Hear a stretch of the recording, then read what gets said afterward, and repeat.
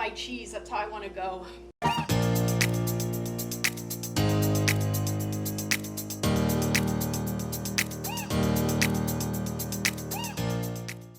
Hi guys, welcome back to my channel. My name is JC.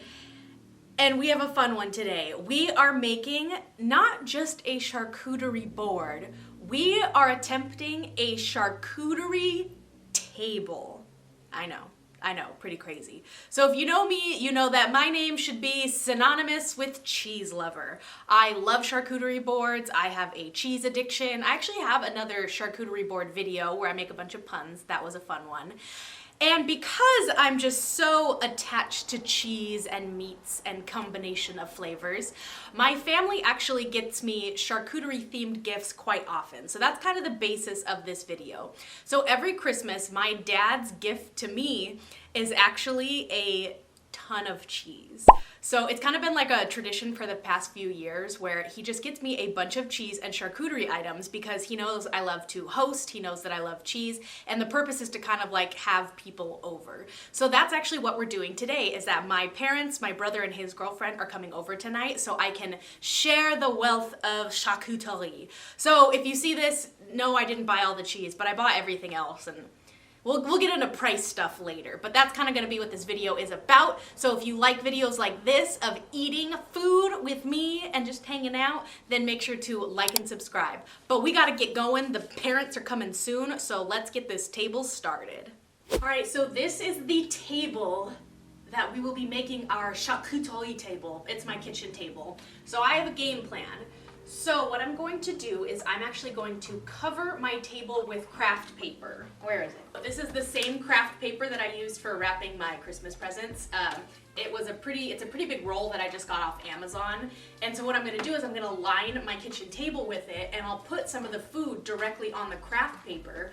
But what's also gonna be fun is I'm gonna write directly on here what certain things are. So what kind of cheese, what kind of meats they're looking at.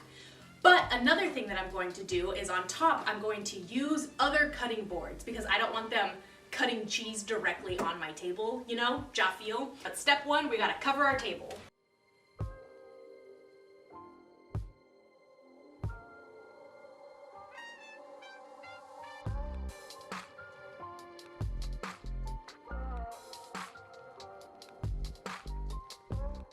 All right, so our table is covered, and I put this extra little piece here because I'm gonna have cutting boards that are gonna cover this table that's being shown, but this part won't, so I just kind of wanted to cover that there. I thought about going over the edges here, but I was like, I don't feel like doing a third long strip of paper, so that's what it is right now. So here is our current fridge. This is what is going on the charcuterie table. So last night I actually did a lot of the prep work because making a charcuterie table is a lot of chopping, a lot of prepping, especially when you have big blocks of cheese that you do want to have some chunks for people to cut themselves, but then you do want some grab and go, like lunchable made type of cheese.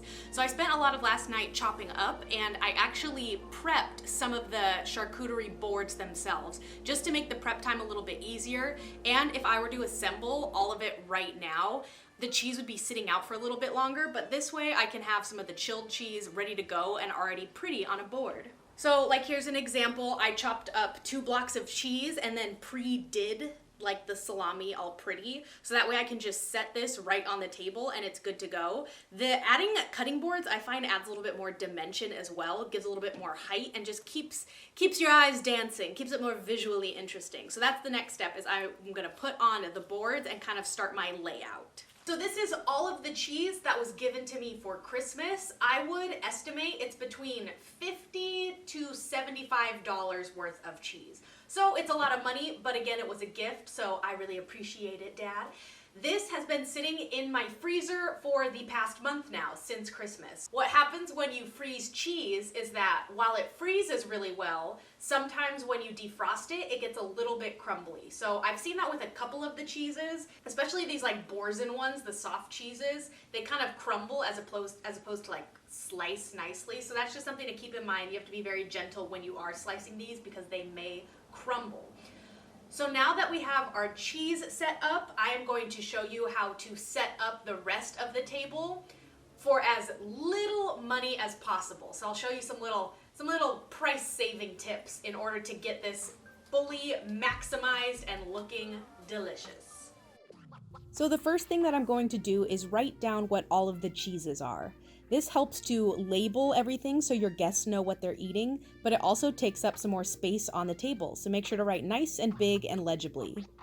Then for the meat, I have salami here. I'm going to create this kind of spirally shape to add some more visual interest, but I'm going to separate the salami out as much as I can.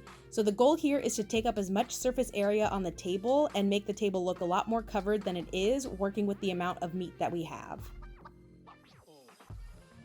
Quick update, we have all of our meat now on the board. So what I like to do with the meat, again, is to kind of change up the look of it. So I have one big, long, spirally salami string snake going on.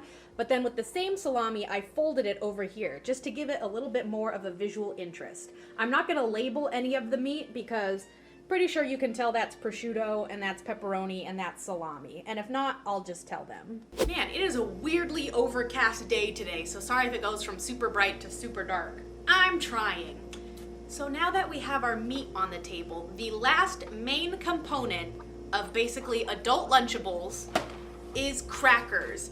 So I don't like to do just crackers. I consider this section more of the vehicle for the cheese and the meat. So of course get crackers. I always go with cracker thins because you can get more surface area and give the illusion of more crackers than if you were to go with wheat thins, which have like a thicker cracker and doesn't cover as much space. So get a thin cracker and get a flavored one. So I have a jalapeno and lime box of Good Thins here, which are really good, and they add another dimension of flavor.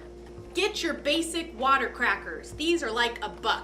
These are so classic and elegant, but also pretty cheap. So get water crackers, save some money, don't buy a bunch of fancy crackers. I also got for $1.99 these little baguette slices. So this is basically a cracker, but softer and bready. It also works really well for some of the dipping sauces that I'm gonna put out as well. And then lastly, I like to get pretzels because these pretzels, again, cover a lot of surface area as opposed to like the rods or the littler ones. These ones are nice and flat, so I can get more coverage on the table and make it look more bountiful than it already is. And I like to do a flavor on these ones as well. This one is garlic and Parmesan because these are bomb, and I've been eating these already.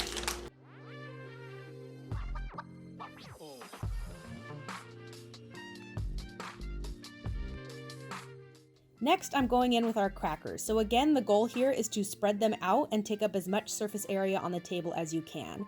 Just put them all out there and know that you're probably going to have leftovers and they're not all going to get eaten, but that's okay. Now to add some sweetness to the table, I'm adding some fruit. So here I'm adding blueberries and raspberries because those were on sale this week. Normally I do strawberries, but those weren't on sale, so blueberries it is. All right, table update. As you can see, we still have some gaps that we need to fill, even though this is a ton of food, but I will show you how we will fill those gaps on the cheap. So we have 2 ways to fill the gaps with additional flavor profiles.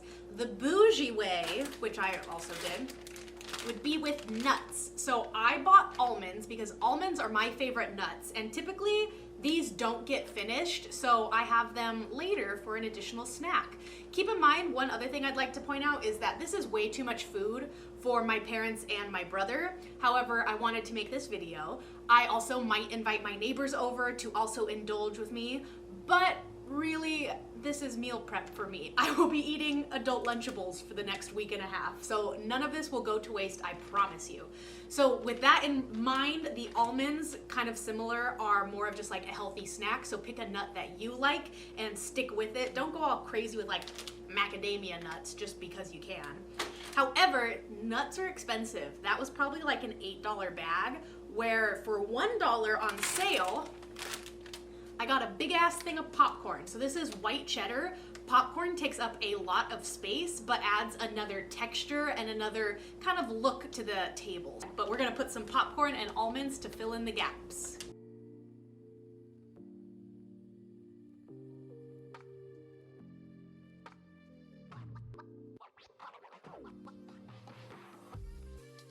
Ah, So my parents just called and said they're on their way, so I gotta start wrapping this up. And I'm like already full because I've been grazing so much. It's so pretty. But we are almost done. We're just on the last steps. So one of the last steps would be to add all of our sauces, dips, and other little finger foods. So this is purely personal. You do you, whatever you want, but I'll show you what I got. So first I got some sweet gherkins. These are just little baby pickles. They're like full pickles, but they're little baby sweet gherkins. It's a good nickname. You guys can call me that. Gherkin. Next, I bought some olives. These are garlic stuffed, so I should warn my mom not to eat them because she does not like garlic because she's a monster. Or a vampire maybe. So some garlic stuffed olives. I got this red pepper, eggplant, and garlic spread from Trader Joe's, and I've been kind of picking at it, and I'm not a fan. It's kind of bitter, but I'm still gonna put it out because maybe like my dad will like it. He's pretty bitter. I'm just roasting my parents right now. Sorry, Mom and Dad. Jam. I got a hot bacon pepper jam. This is so good. I've tested it a little bit, and it is perfectly like sweet but still savory and like a little kick. It's kind of like all the things I look for in a jam. I meant to pick up another sweet jam, so like a strawberry or apricot, just like a fully sweet jam, and I forgot. So this is the only sweet kind of spread that we have, so hopefully they like it. I got some stone ground mustard just as like another tangy kind of condiment to add, and then some sun-dried tomatoes because I always have about 10 jars of this in my cupboard anyway because I go through a jar of these a week. So I might as well put these out. So I'm gonna put these in all of the cute little ramekins I got, and then we'll do the last and final steps, which are the finishing touches, the most exciting part. So let's go!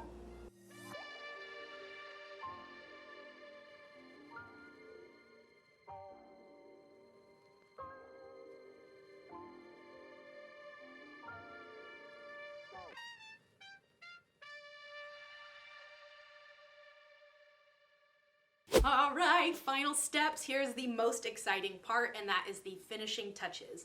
So what I meant by gifts, like charcuterie themed gifts, is not just the cheese, but I also received utensils. So my mom got me a pack of just regular silver spreader knives. Nothing fancy, but still very useful and needed, especially for soft cheeses. This kind of knife is great for a soft cheese. And then my sister got me the most adorable set of customized cheese knives. So I gotta read these to you because they're hilarious. This one says, "That's what cheese said." And it's a nice sharp knife, so this is really good for hard cheeses. This one says, "My favorite's Gouda." If you know, you know. But one of our favorite movies, so funny. I love this. You can really stick it into some of the hard cheeses. And then lastly, this one says, "If looks could kill." I love it. Love it so much. So we're gonna put these on display because these are also gonna be a main part of the show. In addition, I have also purchased some little mini little cocktail forks and some cute little mini cocktail spoons. Look how cute these are. So these will be perfect for like putting in the little condiment dishes. So that way they can like get a little scoop of everything and test everything out. So I'm really excited. So let's put these on the table.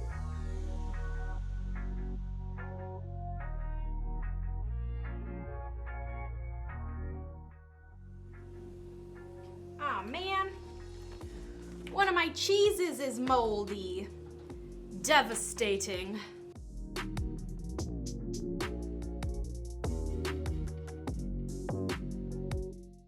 And we're done. The last thing I'm gonna do is just add some fake flowers that I got from the Dollar Tree just for a couple more pops of color, as well as to fill in any minor little gaps. But we have a full charcuterie table, you guys. Let's give a round of applause, So now my parents are almost here, so I get to show them my apartment and treat them to this lovely dinner. So I'm gonna enjoy that with them, but I will show you some B-roll of the beautiful charcuterie table, and maybe I'll give you a sneak peek of how we're all hanging out tonight. But yay, we did it! So I'll see you in a little bit.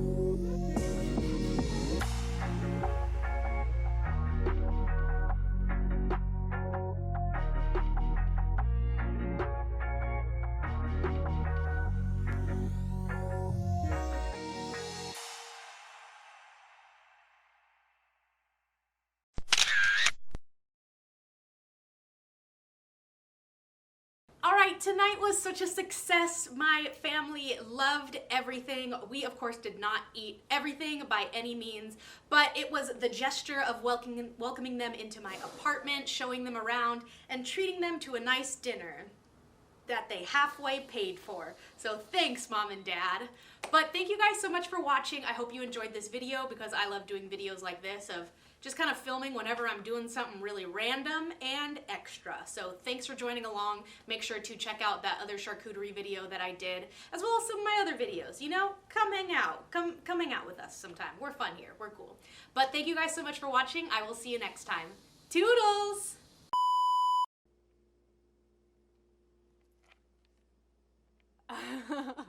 It's how the sausage gets made, ladies and gentlemen.